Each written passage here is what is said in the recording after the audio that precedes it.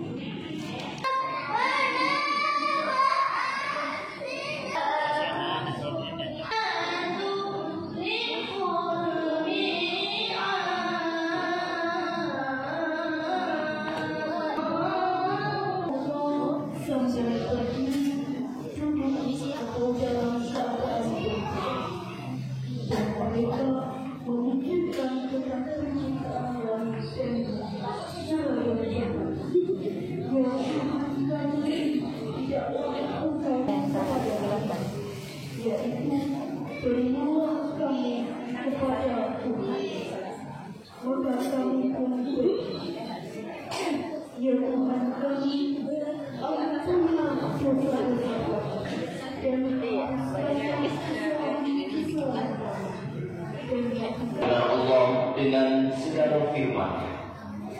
Bapak Ibu hadirin tamu undangan yang kami hormati. Selanjutnya, marilah kita ikuti bersama sambutan Ketua PKM Nurul Mujahidin.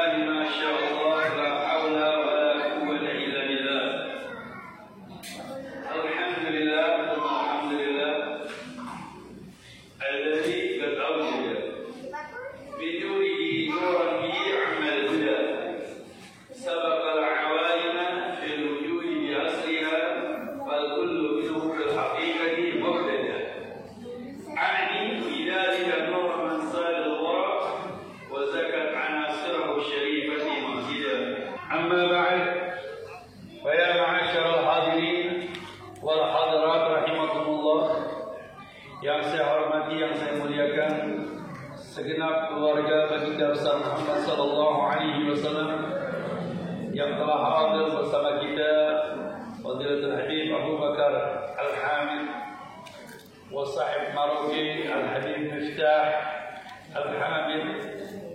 Begitu pula sahabat kami yang telah menjadikan sebab kami datang ke tempat ini, ke Maroke, Fadilatul Haj Muhammad Arifin hafizahullah wa ra'ah. Begitu pula kepada ketua DKM, para masyayikh, para asatidzah, para ulama, hadirin, hadirat rahimakumullah. Alhamdulillah, kita bersyukur kepada Allah Subhanahu wa taala dikumpulkan di tempat yang penuh dengan kemuliaan Allah Subhanahu wa taala. Di tempat yang penuh dengan karunia Allah, di tempat yang penuh dengan kebajikan, di kota daerah di ujung penghujung Indonesia, yang dimana tempat ini ujungnya Indonesia, tempat yang barokah, tempat yang mulia. Bagaimana tidak, seorang ulama seperti sekelas Mbah Maimun Zubair, beliau pimpinan pondok pesantren Sarang Al-Anwar, yang anak-anaknya mereka beliau adalah sahabat-sahabat kami ketika belajar di kota Mekah bersama Profesor Dr. Asyid Muhammad Alawi Al-Maliki rahimahullah rahmatullah. Beliau mengatakan, Merauke, tempat yang begitu jauh di ujung Indonesia, tetapi namanya ada kesamaan dengan Maroko. Maroko, siapa yang tidak kenal dengan Maroko? Kemarin Piala Dunia hampir juara, makanya Maroko terkenal sekarang. Setiap orang Muslim dari ujung dunia ke ujung dunia mendoakan Maroko menang. Nah, sekarang insya Allah Maroko menjadi kemenangan. Tempat yang mulia, tempat yang barokah. Maroko. Anda hanya mengetahui Maroko tersebut adalah tempat ketika terjadi Piala Dunia, kemudian menjadi pemenang Piala Dunia. Sesungguhnya Maroko ini adalah tempat lahirnya para ulama, lahirnya para aulia, lahirnya orang-orang besar. Makanya sebelum terjadi Wali Songo datang ke negeri Nusantara, sebelumnya ada ulama-ulama dari Maghrib, ulama-ulama dari Maroko. Makanya mereka dikenal Maulana Al-Maghribi, Maulana Al-Maghribi. Ternyata dulu ketika pada abad-abad ke-11, abad-abad ke-10, abad ke-9, abad ke-7, ini Maroko sudah mengarang buku, sudah mengarang kitab seperti Al-Imam Al-Qurtubi, kemudian itu dari Andalus, Spanyol, bahkan bukan Maroko. Maroko lebih terdahulu masuk Islam. Spanyol mutakhir. Tahu Spanyol? Spanyol jauh toh. Tahu namanya tahu? Gak jauh Pak dari Maluku. Jadi Spanyol ini adalah negara bagian Eropa yang dimana yang pertama kali berangkat ke negeri Spanyol yang dikirim oleh Khalifah Al-Umayyah yang bernama Abdul Malik bin Marwan, mengirim yang bernama dengan Tariq bin Ziyad masuk ke negeri Spanyol yang sekarang ini kalau bahasa Islamnya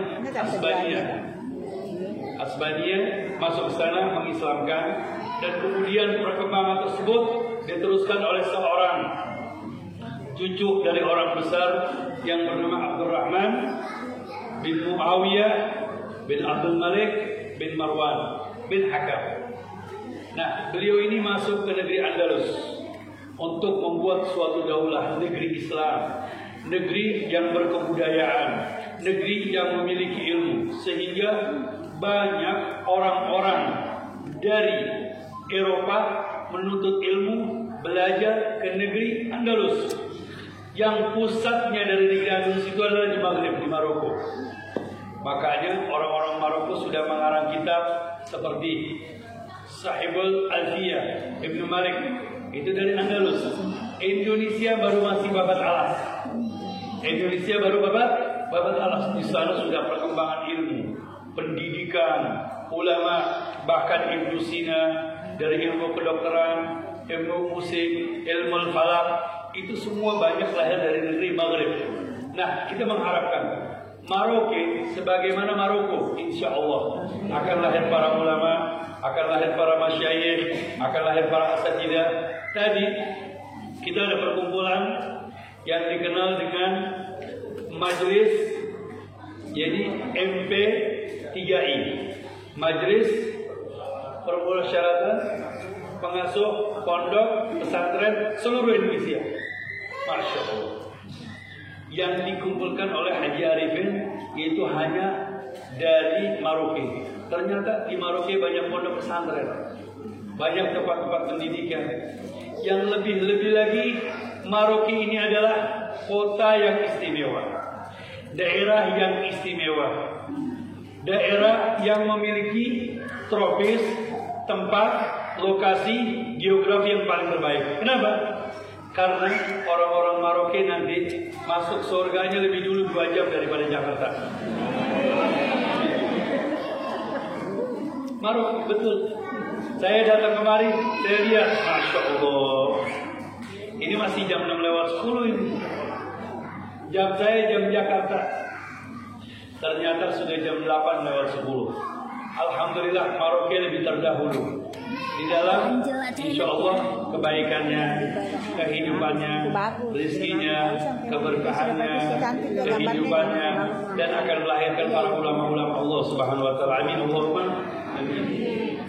Dari malam ini yang penuh keberkahan ini, kita beruntung menjadi umatnya Nabi Muhammad SAW.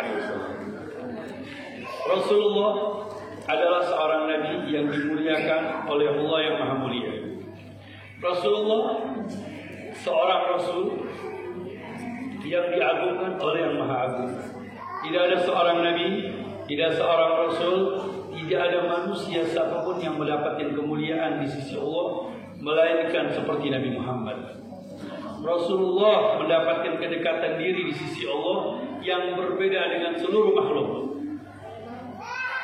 Bayangkan kalau tadi kita membaca Al-Quranul Karim, kita menelaah di dalam Al-Quranul Karim, pasti kita mendapatkan di situ ada perintah Allah, pasti di situ ada perintah Nabi. Taat kepada Allah, taat kepada Nabi. Kalau ada kecintaan kepada Allah, pasti di situ ada cinta kepada Nabi. Kalau di situ ada keimanan kepada Allah, harus ada keimanan kepada Nabi. Ketahuilah bahwasannya orang-orang Yahudi, mereka ini beriman kepada Allah. Mereka orang-orang yang beriman, tetapi keimanan mereka tidak diterima oleh Allah Subhanahu Wa Taala karena mereka tidak beriman kepada Nabi Muhammad. Persyaratan iman kepada Allah harus beriman kepada Nabi Muhammad. Al-Quran menyatakan atiullah wa atiur rasul. Taat kepada Allah, taat kepada Nabi. Nah, nama Allah, lafzul jalalah dengan Nabi Muhammad SAW ibarat. Makanya di dalam Al-Quran kita sering membaca alam nashrah laka sadrak wa wada'na alladhi anqadha dhahrak wa rafa'na laka dhikrak wa rafa'na laka dhikrak.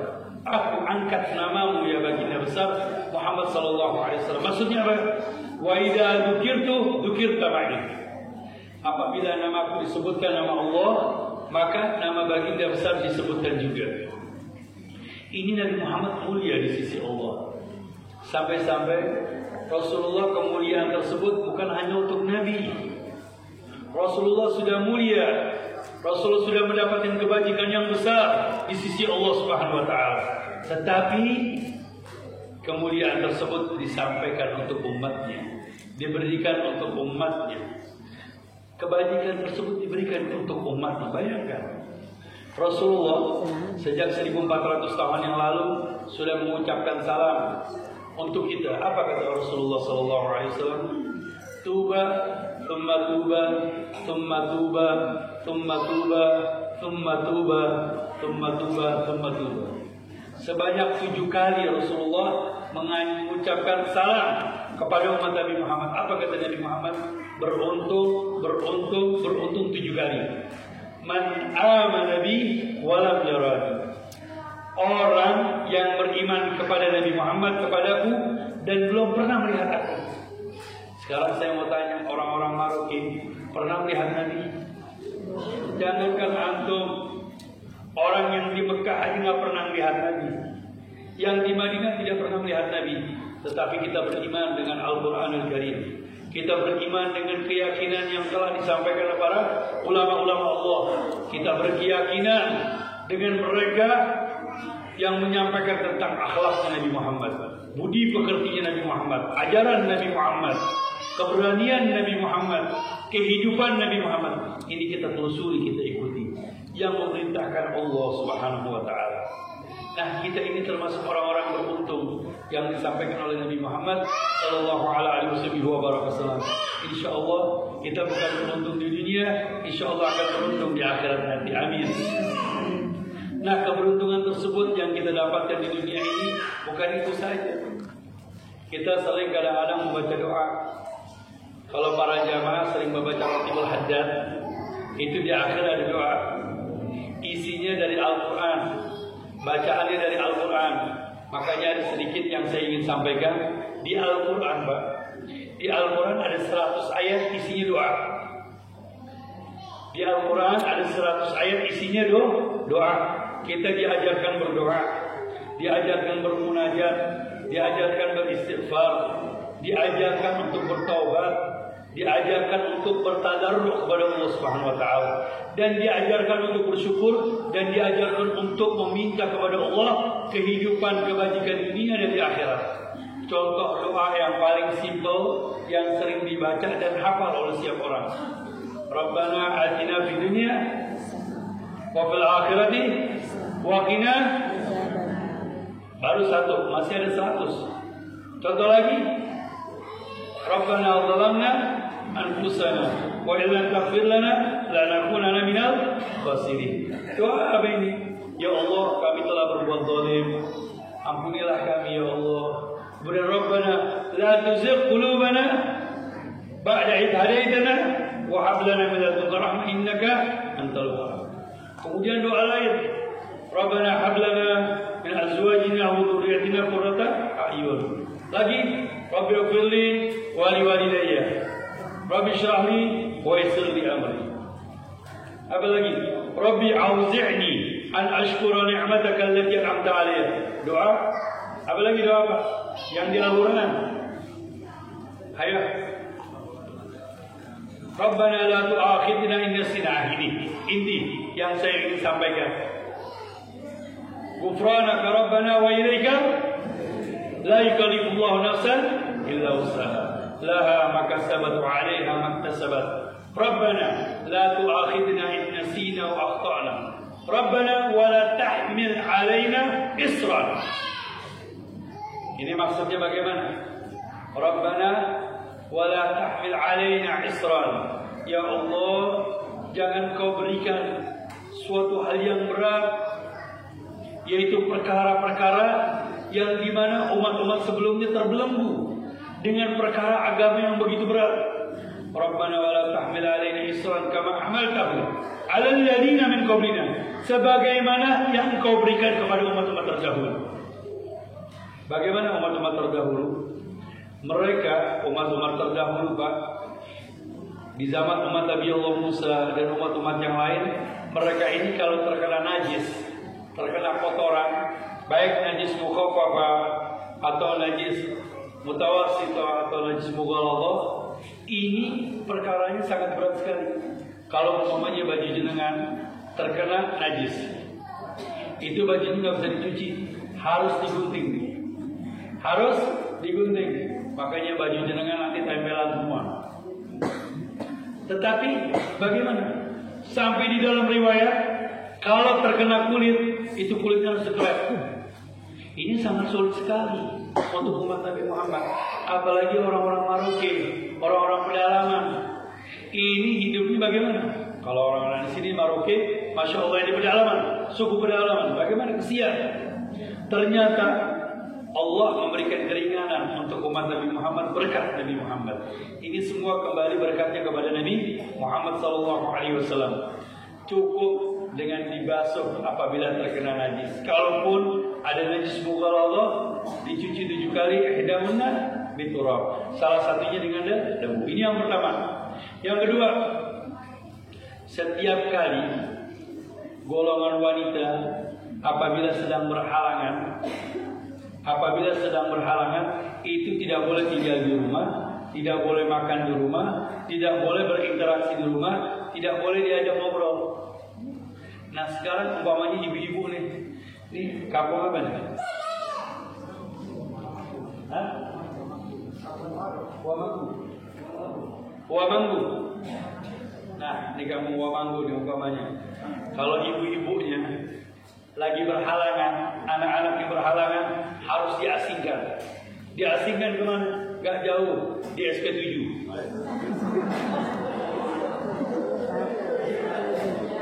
Jauh. Atau yang lebih jauh lagi, harus diasingkan. Gak boleh duduk bersama kita, gak boleh makan, gak boleh berinteraksi, gak boleh ngobrol. Harus diasingkan yang berhalangan. Ini dulu sebelum Nabi Muhammad.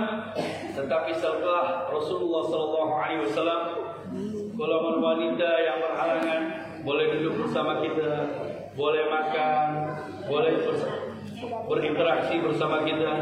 Bahkan Rasulullah menyatakan isna'u kulla syai'in la nikah. Kerjakan apa yang Anda inginkan bersama istri Anda, kecuali berhubungan badan yang tidak diperbolehkan. Masya Allah, ini keringanan yang telah terjadi sebelum umat Nabi Muhammad. Makanya Rasulullah mengatakan, Rabbana wa la tahmil alaina isran kama hamaltahu ala alladhina min qablina. Rabbana wa la tuhammilna ma la taqata lana. Ya Allah, jangan kau berikan sesuatu yang berat yang kami ini tidak mampu. Ternyata Rasulullah memberikan kemudahan kepada umat Nabi Muhammad. Contoh salat. Salat hukumnya wajib. Perintah Allah, aqimus salat, aqimus salat, aqimus salat. Dirikanlah salat, dirikanlah salat. Pak, ini saya mau sampaikan hati-hati di Maroke. Sekarang mungkin nanti ke depan ini masyarakat Maroke sudah pintar-pintar, sudah cerdas-cerdas.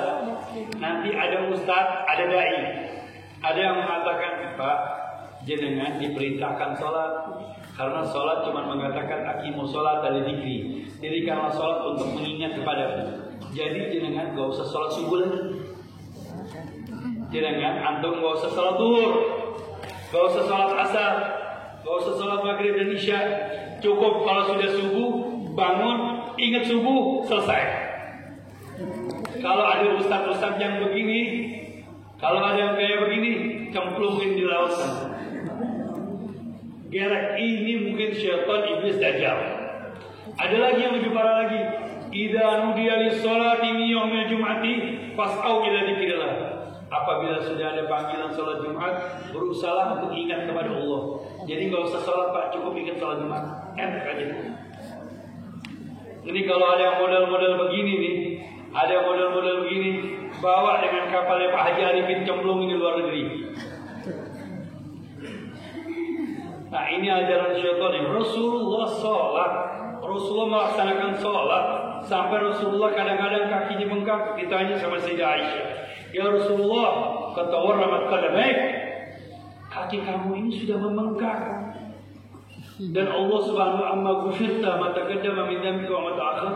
Bukankah engkau manusia Nabi yang sudah diampuni dosa-dosanya yang dulu dan yang akan datang? Apa kata Nabi Muhammad? Afala akuna 'abdan syakura. Bukanlah aku ini seorang hamba yang selalu bersyukur kepada Allah Subhanahu wa ta'ala. Nabi salat. Nah, salat wajib, harus dikerjakan. Sampai-sampai ulama-ulama ahli fikih mengatakan, Anda salat disuruh berdiri. Kalau tidak bisa berdiri, salat duduk. Ini solusi. Kalau nggak bisa duduk, tiduran. Kalau nggak bisa tiduran, telentang. Kalau nggak bisa telentang, berbaring. Kalau tidak bisa berbaring, paling tidak dengan gerakan tangan. Kalau tidak bisa dengan gerakan tangan, cukup dengan gerakan mata. Umpamanya di ICU, cuma pakai gerakan mata nggak bisa juga, pakai gerakan hati, pakai hati. Kalau tidak bisa juga, saya yang sholatin. Nah, ini sholat. Sholat wajib tidak? Wajib. Tetapi setiap kewajiban ada solusi. Solusi buat siapa? Orang yang musafir bisa di jamaah takdim, bisa di jamaah takhir. Kemudian orang yang sakit, bisa kadang-kadang diqadha atau bisa diundur. Kemudian sholat yang orang yang sakit, kemudian orang yang gila, alafun. Ini juga ada uzur, termasuk minal uzur, minal ma'dzurat. Nah, ini adalah solusi. Kemudian orang yang berpuasa, yang musafir. Dulu orang-orang musafir sangat kesulitan sekali ketika perjalanan. Sekarang Masya Allah Tabarakallah, ini kita sampai Maroke Sampai Maroko dari Jayapura cuma 1 jam. Dulu nggak tahu bagaimana perjalanan kemarin. Tanya Pak sama orang-orang rantauan trans.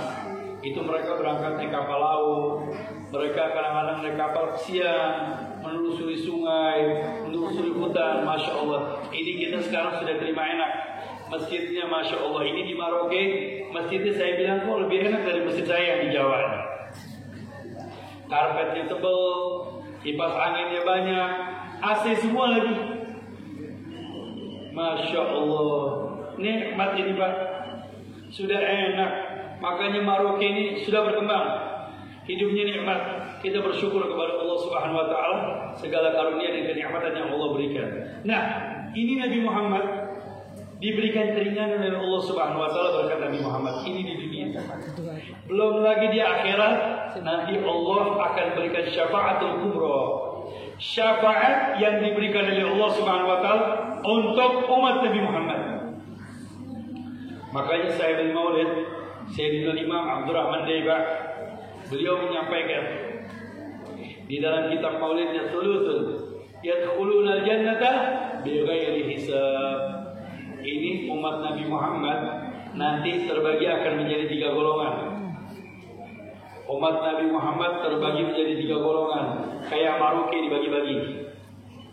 Ada Maroke Utara, Barat. Ini umat Nabi Muhammad terbagi menjadi 3 golongan.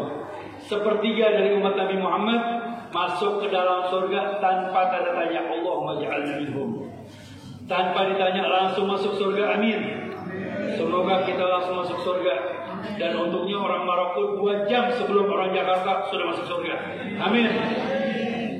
Kayaknya orang Maroke untung mulu nih. Semuanya serba untung.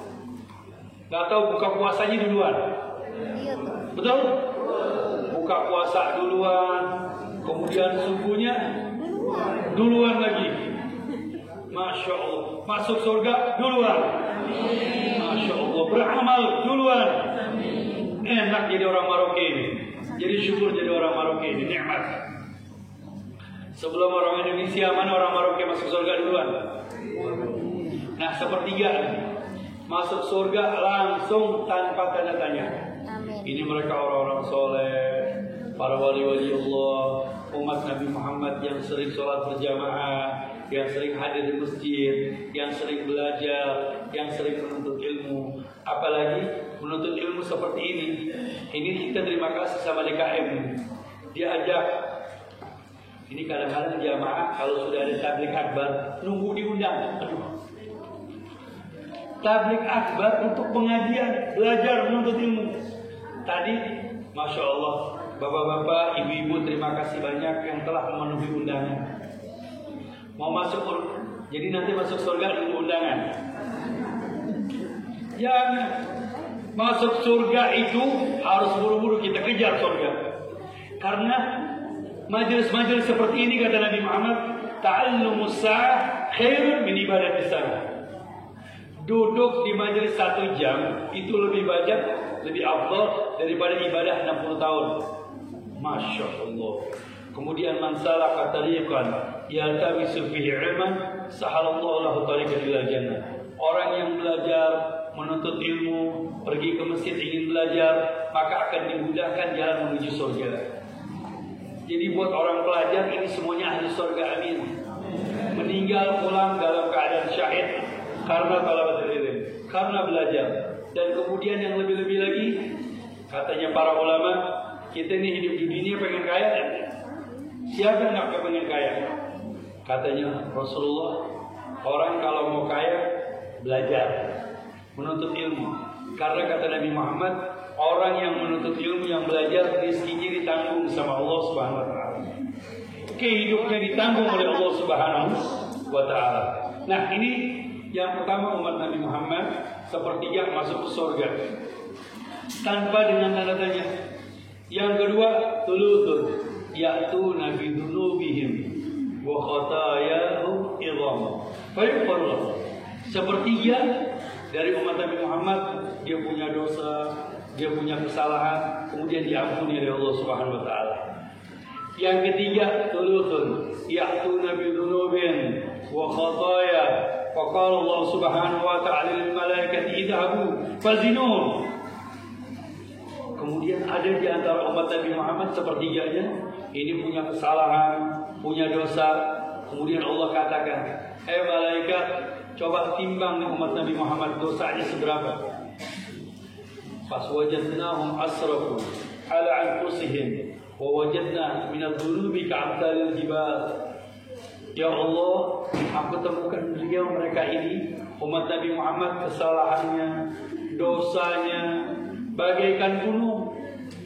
Bingung malaikat, dosa yang bagai gunung ini bagaimana? Tapi para malaikat, Masya Allah, malaikat disayang sama umat Nabi Muhammad. Dia mengatakan kepada Allah, Ya Allah, ghaira annahum yashhaduna an la ilaha illallah wa ashhadu anna Muhammad Rasulullah. Akan tetapi ya Allah, mereka mengucapkan la ilaha illallah, aku bersaksi tiada Tuhan selain Allah dan Muhammad adalah utusan Allah. Apa kata Allah? Faqala wa izzati wa jalali la ja'altu man akhlasa li bi syahadati kaman kadzdzaba bi adkhiluhum al-jannata bi rahmati. Dengan kemuliaanku, dengan keagunganku, kata Allah Subhanahu wa taala, aku jadikan umat Nabi Muhammad ini adalah orang-orang yang ikhlas, yang benar-benar masuk Islam karena Allah dan karena Nabi Muhammad sallallahu alaihi wasallam. Cinta kepada Allah, cinta kepada Nabi Muhammad sallallahu alaihi wasallam dengan hidayah Allah Subhanahu wa taala. Apa kata Allah? Adkhilhum al-jannata bi rahmati. Masukilah mereka ke dalam surga dengan rahmatku berkat Nabi Muhammad sallallahu alaihi wasallam. Insyaallah kita termasuk orang-orang ahli surga. Yang dimana di bagian tentaranya Rasulullah, orang-orang yang menjadi umat Nabi Muhammad nanti di surga. Ketahuilah, ada sebuah hadits syafaat yang dari ayat ini yang tadi saya ceritakan. Di situ ada hadits yang begitu panjang. Ketahuilah bahwasannya nanti kita ini lagi minta syafaat, dispensasi dosa, cari diskon. Ibu-ibu paling demen cari diskon. Ini kalau belanja, lihat dulu harga berapa, diskonnya berapa. Kalau diskon 50% ambil, 70% ambil. Ini kita pengen cari diskon yang 100% di hari kiamat. Orang kebingungan. Ini syafaat penghapusan dosa, siapa yang miliki? Ini berbondong-bondong umat semuanya lari ke Nabi Allah Adam alaihissalam. Nabi Allah Adam, engkau ini kan bapaknya manusia dan engkau diciptakan langsung oleh Allah. Apakah engkau tidak bisa memintakan ampun untuk kami? Ishfa' lana. Apa kata Nabi Allah Adam? Nafsi, nafsi. Tidak. Aku malu dengan Allah karena aku pernah berbuat salah. Idhabu ila ghairi, pergi kepada yang lain. Idhabu ila Ibrahim, pergi kepada Nabi Allah Ibrahim. Pergi kepada Nabi Allah Ibrahim.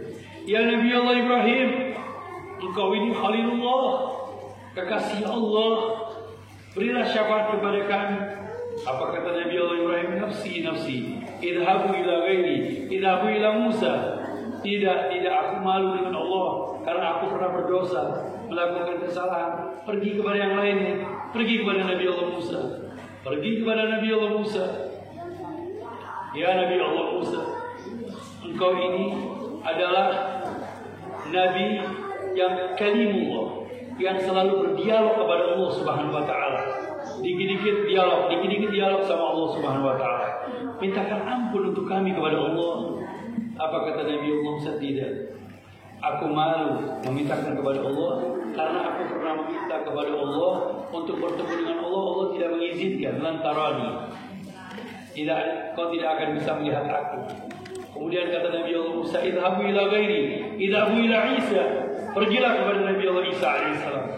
Berangkat kepada Nabi Allah Isa. Ya Isa, wahai Nabi Allah Isa, engkau ini kekasih Allah, engkau Nabi Allah, ampunilah kami. Apa kata Nabi Allah Isa? Tidak. Aku tidak bisa memberikan syafaat kepada kalian. Idhabu ila Muhammadin sallallahu alaihi wasallam. Idhabu ila khatamin nabiyyin. Idhabu ila habibillah. Pergilah kepada kekasih Allah. Pergilah kepada penutup segala para nabi. Pergilah kepada orang yang paling dicintai oleh Allah Subhanahu wa taala, yang tidak pernah berbuat kesalahan. Apa ketika mereka mengatakan, ya Rasulullah, isfa' lana ya Rasulullah, ampunilah kami ya Allah, ya Rasulullah syafaatilah kami. Apa kata Nabi Muhammad? Ana laha, ana laha, ana laha.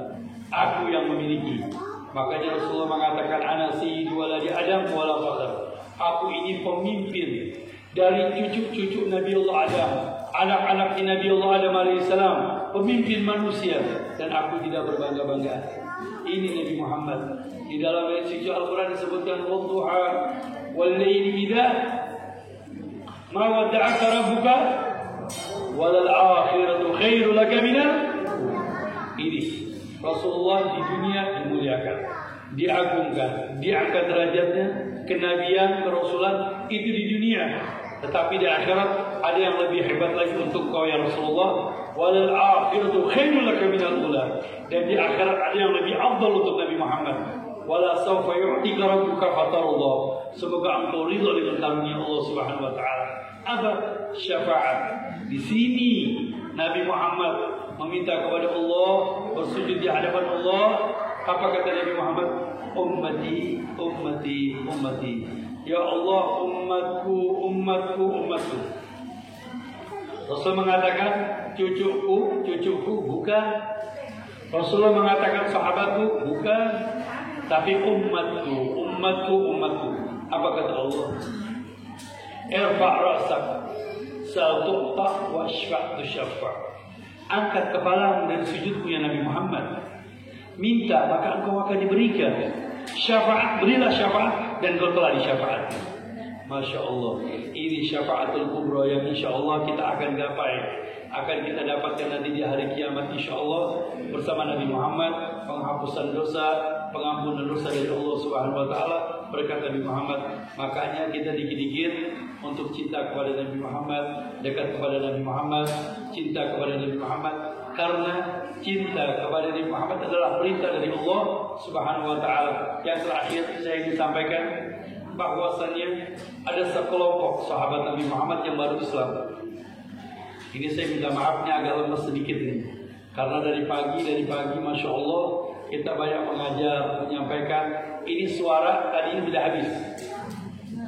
Masya Allah mengajar ini diberikan obat, kemudian diberikan sama Habib diberikan obat biar suara keluar lagi ini. Yang kemarin sudah habis, gak ada suara lagi. Ini alhamdulillah jazakumullah berkat Nabi Muhammad. Sekelompok Nabi Muhammad datang kepada Rasulullah. Ya Rasulullah, dia mengatakan, wallahi inna lanuhibbullah. Ya Rasulullah, demi Allah, sesungguhnya kami benar-benar cinta kepada Allah. Bagus tidak? Cinta kepada Allah. Tetapi yang cemburu Allah. Apa kata Allah?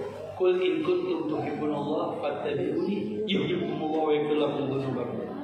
Qul ya Muhammad, katakanlah ya Muhammad, kepada siapa sahabat Nabi Muhammad yang datang kepada engkau dan kepada orang-orang yang setelah Nabi Muhammad sampai hari kiamat, apabila kalian cinta kepada Allah, fattabi'uni, ikutilah aku, ikuti Nabi Muhammad.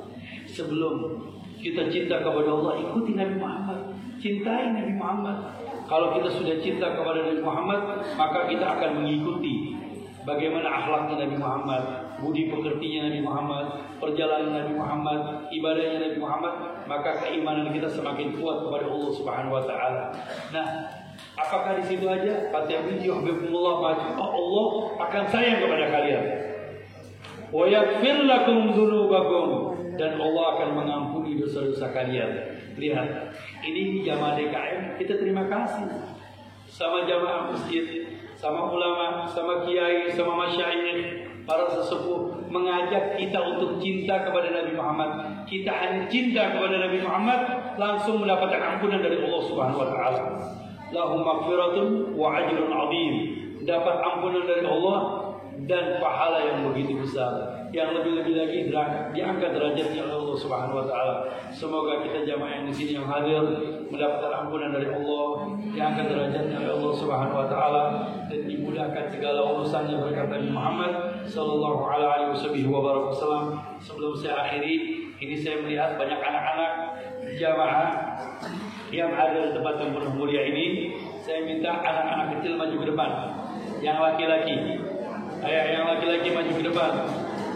Yang laki-laki. Biar foto bersama kita melihat ini mereka adalah anak-anak yang cinta kepada Nabi Muhammad, menghormati Nabi Muhammad, memuliakan Nabi Muhammad. Semoga mereka kelak menjadi anak-anak yang soleh, anak-anak yang taat kepada Allah, anak-anak yang berhasil.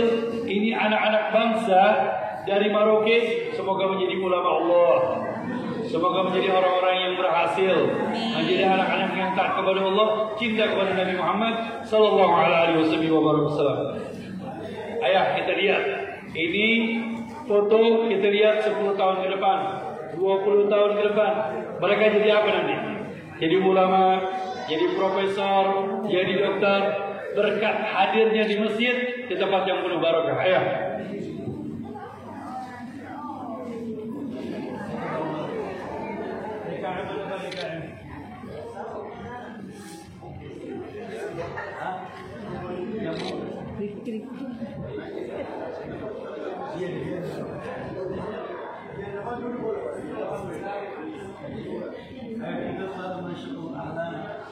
Ora la satu quando ieri. Sacco.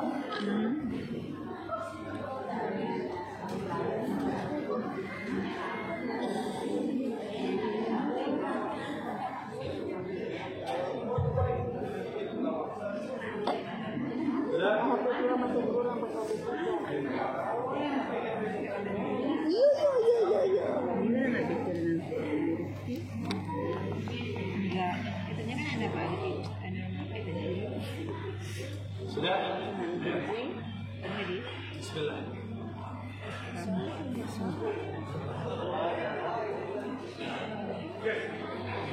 Alhamdulillah, kita doa sama Allah Subhanahu wa taala semoga menjadi anak-anak yang berhasil insyaallah. Kemudian buat anak putri di bawah umur 11 tahun maju ke depan.